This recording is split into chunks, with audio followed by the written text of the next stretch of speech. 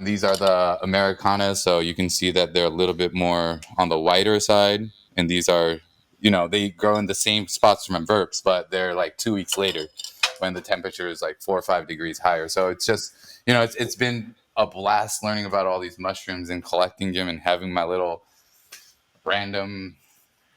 My midlife crisis is healthy.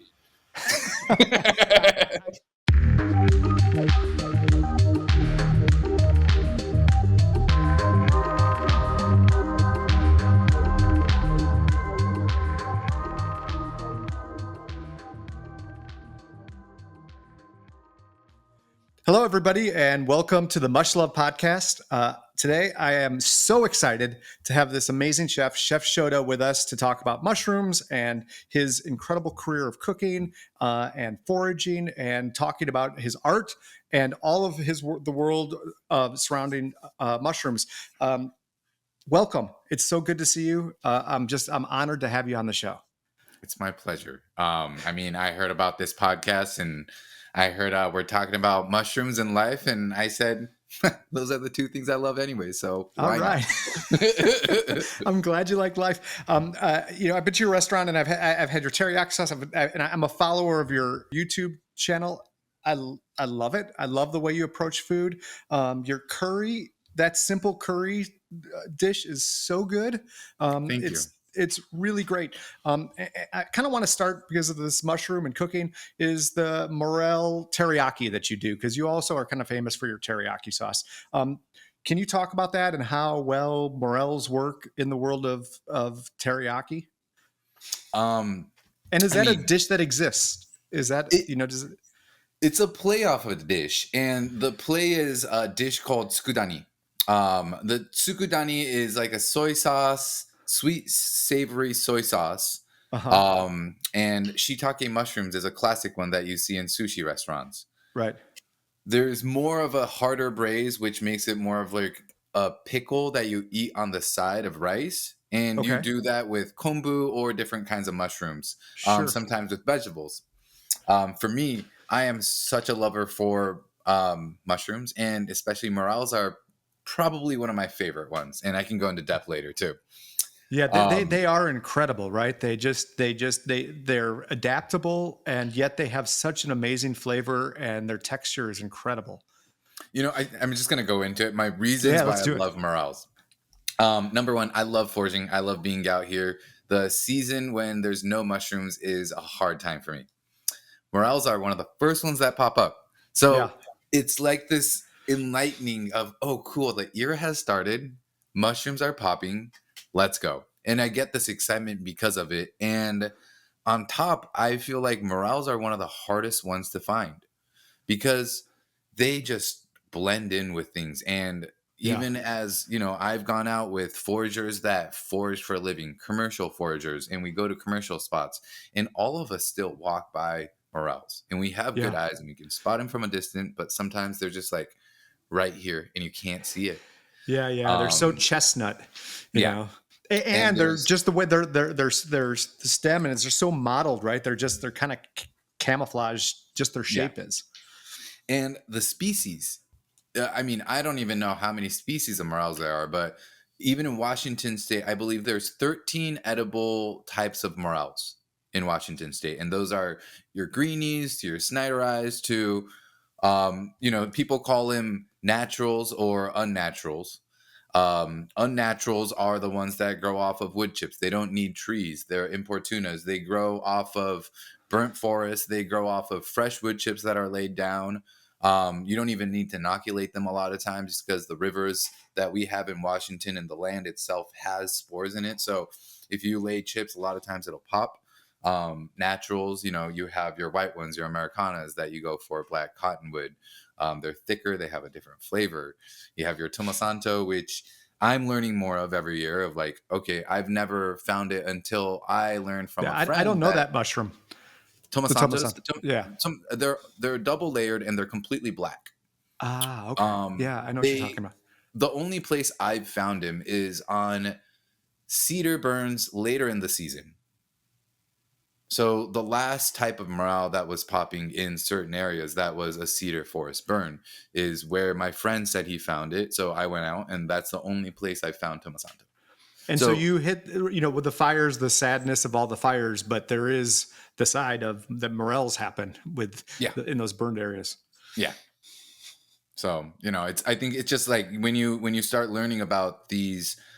Okay, a simple morale. Now the depth just keeps getting bigger, and the different symbiotic relationships to the different temperatures they pop at, the different climates that they like. And just I think for me it's such a fun hobby because I'm a nerd and I love Mm-hmm. to learn things. If it's a spreadsheet, if I need to make a spreadsheet, I'm gonna learn how to do it. I'm gonna figure it out and it feels done. And I'm like, cool, I love that. That was so much fun. Yeah, yeah, yeah. Um And with Mushrooms, mushrooms, man, it's bottomless, right? Like it's bottomless. we don't know it. We don't understand it. Yeah. There, you could keep on going. You'll never run out of new stuff to learn with mushrooms. Yeah. And every year I go, you know what? I actually have no idea. Still to this day, I'm just like, I Yeah, have the no more you idea. know, the less you think you know. Yeah. And they're weird, and magic is a bad word because there's magic mushrooms, but there's a magical kind of aspect to them, right? Of just how quickly they happen, and just they're just their relationship to the environment, and there's just something spooky and interesting and wonderful about them. And the benefits, the health benefits you get from mushrooms as well. Right? Like, I think it's hard sometimes because we categorize psychedelic mushrooms as psychedelic mushrooms, but even within psychedelic mushrooms, like anything on earth that's created, there are multiple different kinds of psychedelic mushrooms. And when you research the history of it, I'm not the most knowledgeable person, but I know there's mushrooms that were used pretty much like a Xanax, right? But at Yeah, least it doesn't have other medicinal effects that you don't know 20 of the ingredients that are inside. So right, I right, think right. it is one of those things that I think from the legalities that are opening up, it's hard, right? Like drugs have always been a hard, from prohibition of alcohol to like, hey, set the rules and kind of cutting it clean. I do think there's an importance for doing that, just because at the end of the day, you're responsible for a society of people and you can't just let everyone go loose without Right, education. So, right. I think we are at a time where system wise, hopefully we're cycling through and we as a society can learn a little bit more about the different types of psychedelic mushrooms and the health benefits. And at least if people learn that, like, you're not taking an Amina mascara for the first time because your friend said it's a psychedelic mushroom, because yeah, you'll trip. You're not gonna have a good time with that, right? No, no, no. So at least there's education. Whereas if you have a couple of cyanescent mushrooms in a tea, and you go out and take a walk in the woods, you're going to have most Yeah. likely just a transcendent experience. I'm a climber and a mountain runner, and I do endurance mountain running, and I incorporate cyanescence, small amounts of cyanescence in that, and it's interesting what it does on the physical side, and just kind of the connection to the physical world, as well as being in nature and all that. But so that's kind of how I've gotten into Yeah. this thing, is through athletics as an old man. Yeah. Um, No, I think, it's one of those things, right? Like it's education where there are benefits to it. Um and it's a great way to be able to utilize, but it's hard, right?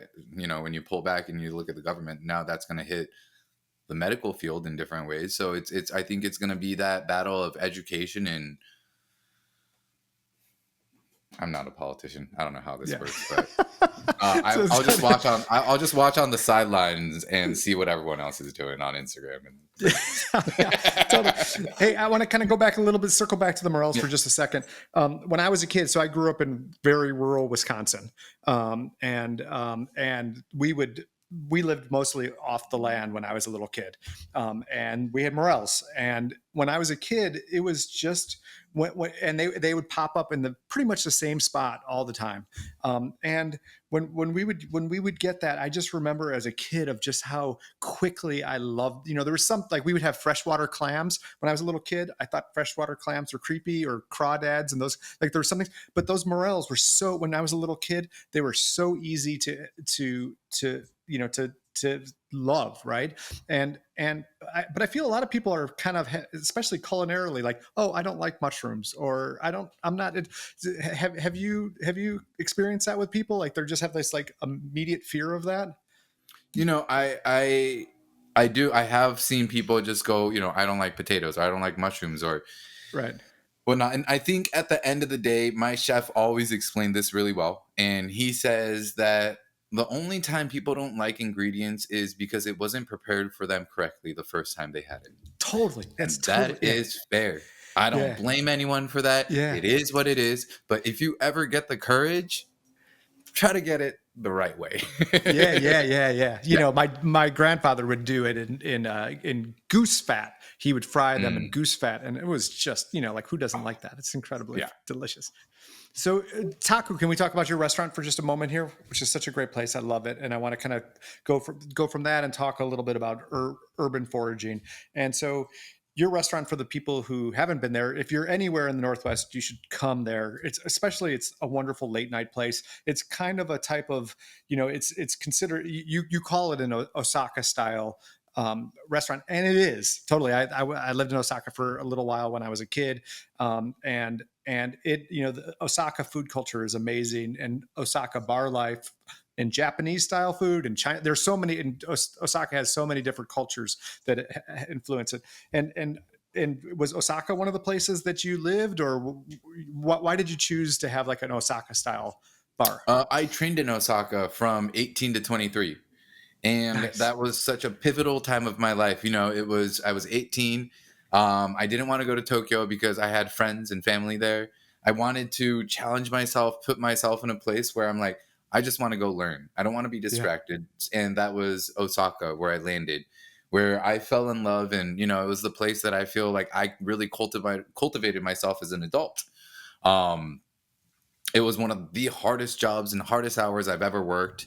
And But what at kind the of end of the restaurant did day, you work in uh, Osaka? I worked for Chef Sakamoto. It's Okay. a chain of, not a chain. His chef is Kigawa, and Kigawa is considered to be the first capo that was in Osaka. Got So it. he's like the OG. Paul Bocuse's third graduate that opened his restaurant. Um, Old school dude, no fridge, no freezer. Ice guy comes in every morning. So Wow. every single water that everyone gets, the first year kids, second year kids are chipping ice for every water, cooling down buckwheat noodles to shock it. Someone's chipping ice back there. Like, Oh, it was such an old school and restaurant. I imagine those buckwheat noodles, those cold buckwheat noodles were incredible, huh? Oh, delicious. I mean, Yeah. it's also, we got it from two stores down because our restaurant was a capo place. And in Hmm. Japan, it's like chefs that do fine dining restaurant, especially capo style places, you Yeah. get Could you mostly explain a from, little what a capo style restaurant yeah. is? Um, Capo style is said to be started from within kaiseki. Okay. Kaiseki cuisine is your old school multi-course meal where it's 10 courses, 15 courses. And in the old school days, and still currently, it used to be used for meetings within politicians, people in business. The dinners are 4 or 5 hours long. So people actually get hungry. So when people take breaks, they go to the same, they'll go down to the bathroom, they'll go visit the kitchen, and they'll talk to the chef while people are talking, just little breaks, intermissions between. Right. So it's like And this amazing meeting spot, right? yeah, and it's like this sub meeting spot that people started going to, which was the kitchen, and talking to the chef directly, and the chef going like, "Oh, I got fish. Like, you just want a nitsuke, like a braised fish. Like, you just want to crush some food." And be like, "Yeah." And then the chef gives him rice and braised fish. The person next to him wants a grilled, so they get a grilled fish, and they chat a little bit there. And that was said to be the origin of Of a capo. capo. So capo is about counter service. Capo technically means nitewaru, which is split and braise, because it's about Japanese cuisine is actually a lot of braising. Yeah. It's also the idea of is like it's splitting, so splitting your stomach open to talk person to person, and it has this like very intimate energy about capo, and that's what capo is. I fell in love with Osaka, from 18 to 23. Osaka was such a culture shock to me. I lived in Tokyo. Tokyo is a little, everyone's busy. It's a place where 40% of the people that live in Tokyo come from outside of Tokyo. It's the same size as Seattle, but on the weekends with tourists, the population goes to 30, 40 million. So it is just a busy pumping spot. Yeah, yeah, yeah, Um, Compared to that, Osaka has a little bit more of this culture that's rooted from a worker man city where yeah, they used to build the best boats, the best castles, the best this. So a lot of yeah. street food. Osaka Joe is my favorite castle. It's just incredible. It's such a Yeah. beautiful place. And it's such a vibrant culture. 90% of comedians in Japan are born and raised in Osaka.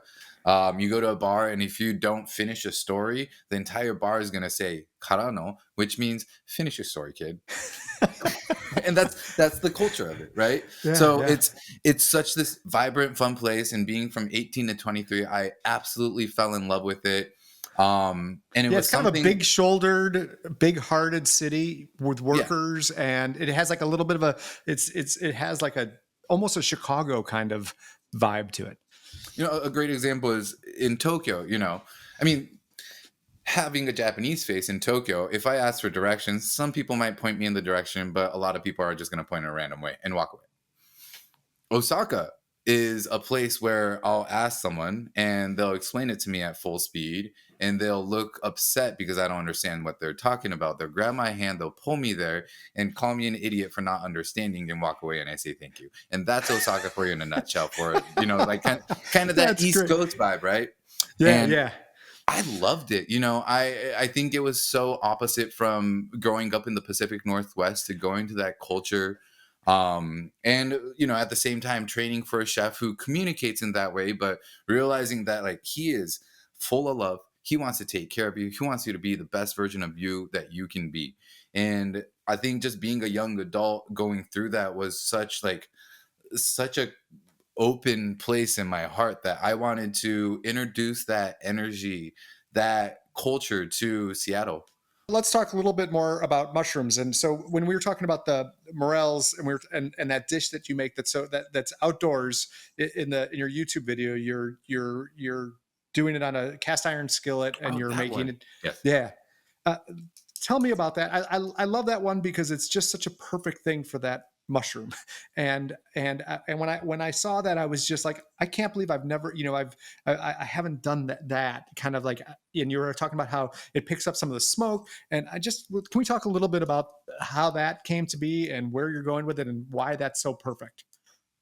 I at the end of the day, for one of my senses, I am such an aroma person when I eat food. Charcoal grill, whatever it is, and fat absorbs aroma. Yeah. So when you're sauteing Yeah. on top of a campfire compared to an electric stove pot top or an induction, the flavor from the outside that comes will actually get absorbed into the oil as well. So the idea of it is when you saute it over, you're doing your simple crispy morels, which is one of my favorite ways to Yeah. eat morels because it gets crunchy on the outside. You eat it and you can keep chewing, and it has that umami flavor. Yeah. And then hitting it with a little bit of teriyaki. Same thing. It has soy sauce, and charred soy sauce for me is a nostalgic flavor. When you eat good yakitori, that Yeah. soy sauce and fat, that soy sauce and fat drips on that charcoal, and that smell goes into the chicken, and that's the flavor of delicious teriyaki. So it's Yeah. kind of that same philosophy that I use for this cooking, where it's simple, but it's Yeah. using It the couldn't be more aroma. simple, but it's the complexity is from the environment. Yeah, and it's simple, it's delicious, and you can get my teriyaki sauce on makeumami.com. Yeah, yeah. And you people should because your sauces are great. When you're approaching mushrooms and you're cooking and how you're thinking about it and how maybe you can give some advice for people who want to introduce mushrooms more into their food, how they should approach it, how they should think about it. Does it have to be does it need to be the star?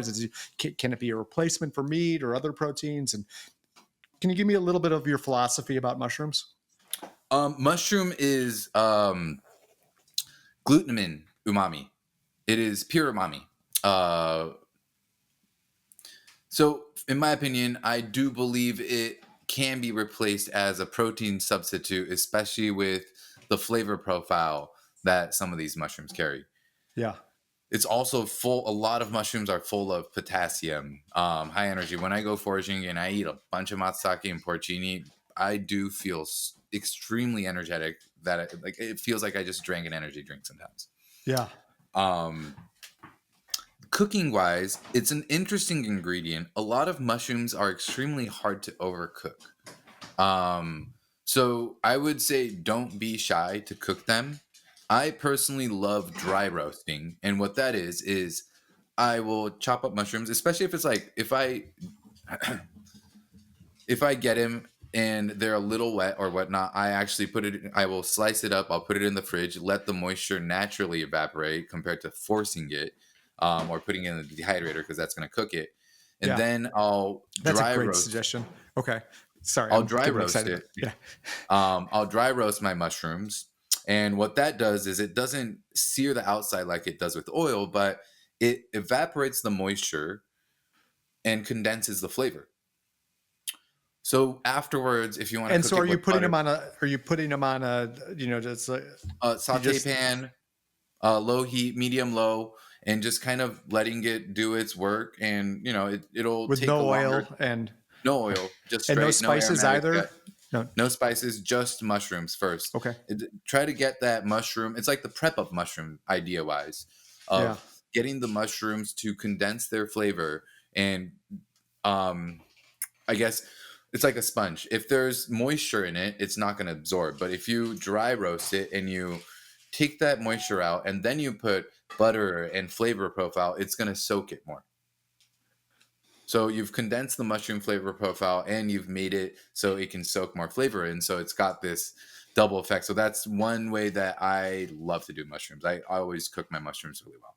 I have never done that, and I should, and that's how I'm going to do it in the future. It makes If so you much sense condensing and you're also condensing the nutrients, and you're getting all you get more bang for your buck there. Yeah. And I would say always research your mushrooms. People will pick morels. Morels you cannot eat without cooking them because you're going to have gastro issues. So make sure you cook them. So, there's edible mushrooms, all these, but at the end of the day, there are so many resources in Washington that you can go to, talk to. Just make sure if you start foraging, just be careful. Go out with people, go out with Yeah, groups, yeah. be smart about it. All mushrooms are edible once, but hopefully you get a second time, right? That is a good save. Yeah, and we're lucky to live in the Northwest because there is like the Northwest Mycological Society is amazing. I don't know if you've ever been. They have a show that's up on the. I think it's in Shoreline. Have you been to it? They have it once a Oh, year. the one on Long Beach. Yeah, Yeah. Well, they go incredible. on prime seasons for certain things. So it's actually a funny weekend because I know that weekend. I'm like, I'm gonna go hit it before that weekend comes. Yeah, because but just the variety it's not just they'll have obviously tons of edible ones, but they just have a zillion different mushrooms, and to just see what people have gathered during that the week or 5 days before that event, how many the giant variety of just you walk by hundreds and hundreds of different types of mushrooms. It's incredible, and they're so cool looking. And actually I know that you do some art, and I want a little later I'd love you to show us some of your art, but they're just on a visual in a visual tactile kind of way. They're so cool, and just seeing them in mass is a blast. Yeah. Yeah. It's I mean, last year was probably one of the best mushroom years I've had for multiple different mushrooms. I mean, there was a day where I walked out with maybe 20, 30 pounds of porcinis in 2 hours. Wow. I've walked out, I think last year I walked out with, I think I had close to like 80 button matstakes that were all underground and they weren't even popping yet. And that was just an AM forage and just some crazy days that I hit that I was like, oh my, this has got to be one of the best years. Wow, that's amazing. Yeah, we live in and when you're foraging out in the woods here, it's so incredibly beautiful. But you also forage in the city, right? You find mushrooms in the city. Can we, I'm not asking you for secret spots or anything like that, but can you tell me a little bit about that and how that meshes with how you think about mushrooms? Yeah, Number one, some of the mushrooms I talked about that grow off wood chips. A lot of places you can look for wood chips. If it's you just have to know kind of the season, when it starts, the temperature. Um, I follow Oregon because Southern Oregon starts first, then it's like 2 weeks later Portland, then it's like a week and a half, 2 weeks later in Seattle. Yeah. And this area, and Yeah. that's kind of how I follow mushroom and city foraging. But there's actually a bunch of different kinds of mushrooms in the city, from shrimp ruslas to oyster mushrooms to chanterelles that you can actually get in city parks, like right within probably 10-15 minutes from where you live. Yeah, yeah. In the arboretum, and not to give up, but there's a lot of people who forage in the arboretum. But there's an amazing place to forage. But Yeah. just even around churches and big, there's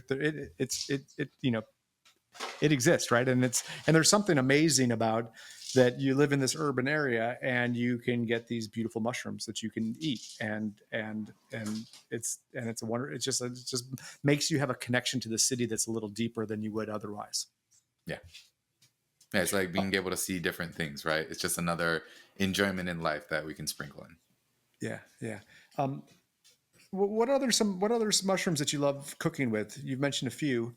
Do you do anything that has kind of like lobster mushrooms that have a little bit more of a kind of a water like from like a fish or seafood kind of vibe, or is there Yeah, anything? I actually love lobsters, and the way I process them is I love smoking them low and slow. So if I'm out and about, I'll smoke it overnight over the campfire, slowly, surely, leftover charcoal, whatever it is, and it'll get dry. It'll turn pretty dry. And then I throw that in the dehydrator and then turn that into a brick.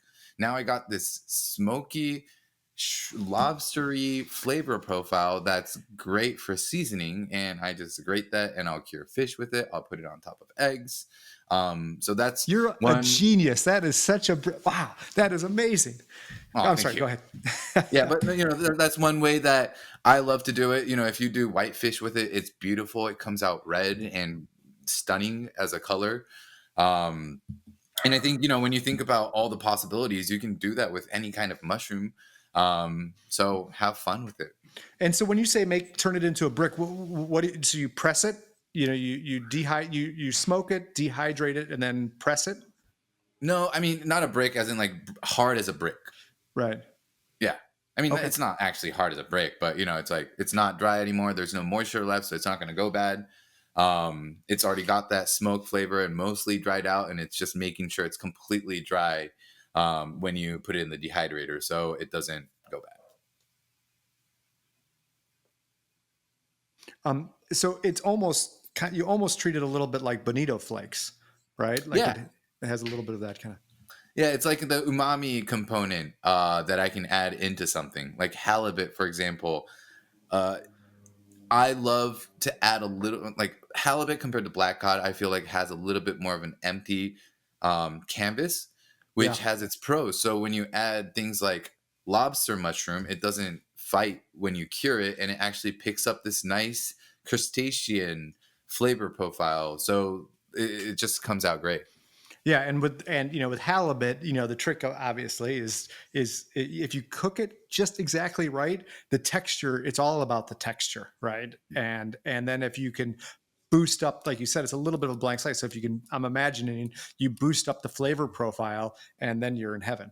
Yeah. What else do you like to? What other mushrooms are you?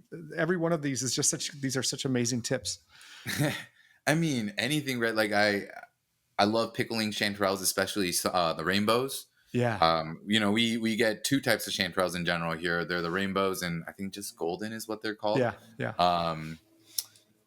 The rainbows have this extremely poppy, snappy texture, and those are fun when you pickle them because they keep that texture. Even when you saute them, they keep that texture. So I ate through. I need to go pick them because I think they're popping now. But I did a bunch of huckleberry juice, and I used that as the acid and added a little bit of rice vinegar, honey, kombucha to it, and pickled a bunch of chanterelles. And that was one of my like go-tos for last year for snacking it with And is everything. that like a quick pickle that you're doing, or is it like a full on pickled process? No, I do a hot boil pickle over it. Okay. Okay. Great. I wonder how they would do for a quick pickle. Would that, do they, I guess they need to be cooked, right? So the chanterelles would be better that way, or I don't know. What do you think? Yeah, I feel like those rainbow chanterelles are really well fully cooked texture wise. So I would personally make sure they're cooked through. Yeah. Yeah. Yeah. Yeah. Um, that's amazing. So I want to see some of your art and talk a little bit to get a little bit of a tour of some of the cool stuff you've got. I just want to have a sense of like what's going on with you next. What are you thinking about? What are you obsessed with right now in your cooking and what's next? What's the What's exciting? next? Yeah. What's next? I like to talk about things when I'm fully ready, but I am working on some things locally that I'm excited to share. Me and my team have been looking at these projects, so um, more to come locally, Okay. as well as the TV side has been such an incredible journey. The people that I meet, the experiences that I gain, the mentors that I gain from the experience, and for me, like I want to try to use this opportunity, and maybe more chefs from Seattle can start getting on TV because I can recommend and have these networks, and trying to create a community through that would be I guess that's been one of my fun goals that I have. So I've been working more on kind of that production side and learning how it works.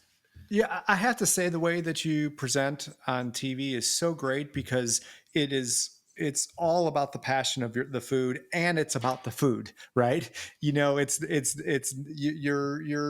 just have a gentleness about and love of what you're doing, and it really comes through. And sometimes it has like there's a lot less of like kind of the super macho kind of stuff, and there's much more of just the excitement about what you're doing. And when I was asking about also with what's next, it's just like a little bit like what are you excited about right now when you're thinking about food? And just in general, not necessarily a project or a business thing, but of just like what are you eating a lot right now, and what are you making a lot right now? Um, I've been leaning towards just very simple food, going back to kind of the basics. A lot of stuff that my mom cooked, basic things from different cultures, and I think kind of going back to the root, I think it's one of those things that you learn something so hard and you go on your artistic side, but then you come back to the basics. And right now I'm kind of coming back to the basics. And oh yeah, this braised chicken dish with daikon and carrots. I forgot how yummy this dish was Yeah, yeah. because I just been, sometimes I just cook fancy food. Um, Right. so right now that I think, I mean, And in general, braising chicken, people don't do that enough. It is such a delicious way to have chicken. yeah, yeah, it is. I mean, the fat, the flavor that goes into the vegetables, and when you cook it or braise it with things, the vegetable flavor goes into the protein as well, and it's just this perfect marriage, and it's a great protein for braises. Hey, let's take. I'd love to take a look. I noticed right away. You have a painting in back that has some mushrooms in it. Like, do you mind if we see a couple? Yeah, And it's not done at all. I also need to figure out, but yeah, I mean, just painting chanterelles, amnitas, just kind of a colorful painting. I have a restroom that's just kind of sad right now with no color, so I was thinking something with a little color. Yeah, well, I will show you a little bit around the house. I mean, I gotta just make sure I show you the mushroom sauce because it's a little messy right now. But oh yeah, this is some of the art that I have. Like this was the alleyway design that I did to give to my architects when I designed Taku, kind of that cool. hallway area. So it's like how we want to make it look, feel, etc. And I wrote this for the entire restaurant. Oh, that's So cool. Yeah, like the restaurant does something to your head while you're in there. It is a great design, especially like when you're walking back into the bathroom in that big mirror, and like there's like a little bit of, especially with the dark walls, you yeah, get this like a little sense of this is exciting. yeah. I mean, it's like I like to say that's the inside of my wall, like the tagging on the wall by the kitchen, Yeah. on the ceilings, putting the stickers up, the posters up. I mean, that was me while running Gadana. I did the majority of it with 2, 3 friends. And it seems So like you get a lot of stickers, and it's a lot. Obviously, it's a lot of Japanese stuff. And so, is the things that you from living in Japan and visiting Japan, you see a cool sign and take it. yeah, I've always kind of been yeah that way since I was a kid. Not anymore, but like yeah, especially when I was younger and I had this big collection. Oh Even yeah. those action figures, a lot of those I would say it's just a collection of stuff. Like the action figures I have in there, they're glued down or inside something. Like I've had those since I was like 4 or 5. Yeah, Or it passed down. feels that way. It's so nice to go to a restaurant that doesn't feel like, okay, here's the designers do this. This is like, it feels like an expression of your life. Yeah, it's And it also clearly like is. I'm 34. I can't have my house look like a bachelor pad anymore, so I'm gonna put everything in taku. Then it's Nice. a business. It's work. I'm not a kid. I'm a grown Yeah, up with a right. business. But yeah, I'll show you some of the mushrooms. Sorry, it's with my bar. I actually don't really drink, but I have a whole bar. But like I have a bunch of mushrooms. They're sorted out. And like I love sorting my own mushrooms because I clean them in the way I want to. I sort them in the way I want to. When I deliver them, I make sure they don't tumble, so they're in perfect condition. Oh my God, those are Um, so beautiful. And that's so beautifully put together. Thank you. Yeah, and I have a bunch of different mushrooms here, just a whole Whoa. collection of different ones. Like this is the one I was talking about, like smoked lobster mushrooms from Copalis in 2022. Oh my And these God. are, you can hear it. I mean, it's just Yeah. hard, but it's just a brick. It's got this smoky flavor profile to it. Um, and yeah, I have white chanterelles. I have a bunch of different kinds of morels in here from, burps, which are kind of your longer ones. They grow by the black cottonwoods when they're younger. Obviously the blacks that you guys just saw. Um, and yeah, I can keep going. These are landscape ones, so they look a little different. Importunas. Uh-huh. Yeah, so they just keep going. These are the Americanas, so you can see that they're a little bit more on the whiter side. And these are, they grow in the same spots from burps, but they're like 2 weeks later when the temperature is like 4 or 5 degrees higher. So it's just, it's been a blast learning about all these mushrooms and collecting them and having my little random. My midlife crisis is healthy. I share that midlife crisis with you, but my midlife crisis has been going on for the last Yeah. 25 Yeah. years. So you dehydrate. So can you walk us really quickly through the drying Yes. process to make those, to do all of that? Because it looks like you do it just beautifully. And you have a desiccant in there. I saw that in there. And so it Yeah. seems like you just have it nailed. Can you kind of give So, a like, quick, for example, morel mushrooms, right? Morel mushrooms are pretty brittle. Also, they can contain worms. So, a lot of people do salt water or whatnot to get rid of the worms. I don't do salt water because it changes the texture. So, what I do instead is when I pick them, I put them in an airtight container. And after overnight, it pulls all the worms out because they want air. And then they all die.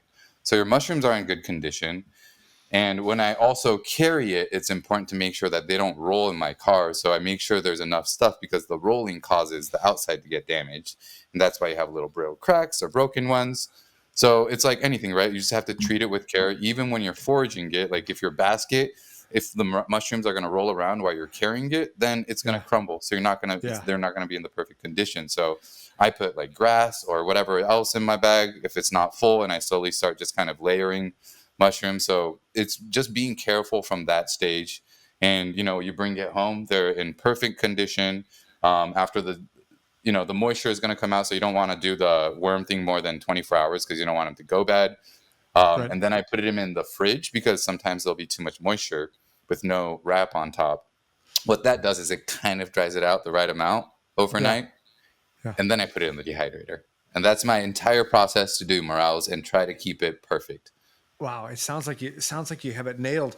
And that saltwater thing, it makes total sense, right? Because the cell walls get damaged from the salt, right? That Yeah. obviously cells have an effect from salt, and so you're keeping it so much more close to its original nature. Yeah. So it's just, I don't know, it's fun, right? It's a healthy midlife crisis, and I'm going to keep doing Hell mushrooms. yeah, it's a beautiful one. Keep on it. You should have a good long life of midlife crisis because it's amazing. These are some other like art pieces that I just kind of put together. I mean, these are from my old restaurants because a lot of times I used to draw my menus that I was going to serve for the day. Um, if I have time, and we put it on the walls, and it was a savvy restaurant. So if people wanted to buy the art pieces, I would sell them, and that's kind of how we controlled labor and food costs. That's amazing. That's great. Yeah. What was that name of in the ID, that Japanese restaurant? It was like Taco. They closed. They were there forever on. But they also, they made those handmade menus that were really cool. Their daughter made them. Everybody made those menus. I love when a restaurant has that kind of connection to art and customers. Yeah. So those are some of my art pieces. I have more I can send Dude, to you. They're awesome. Oh, thank you. I appreciate it. And not only is your food an art, but just how you work with ingredients is an art. Oh, thank you. I appreciate it. Anything else? I'm so grateful for your time, and it's so fun to talk to you. You're amazing, and your knowledge and connection to mushrooms is it's kind of astounding. It's really amazing. Thank you. Thank you. I'm just a nerd, and I like to live a simple life. Well, you're succeeding. I love nerding about mushrooms. Yeah, well, you nerd it well, my brother. You do. Thank you. It's a genuine passion of mine, and I absolutely love it.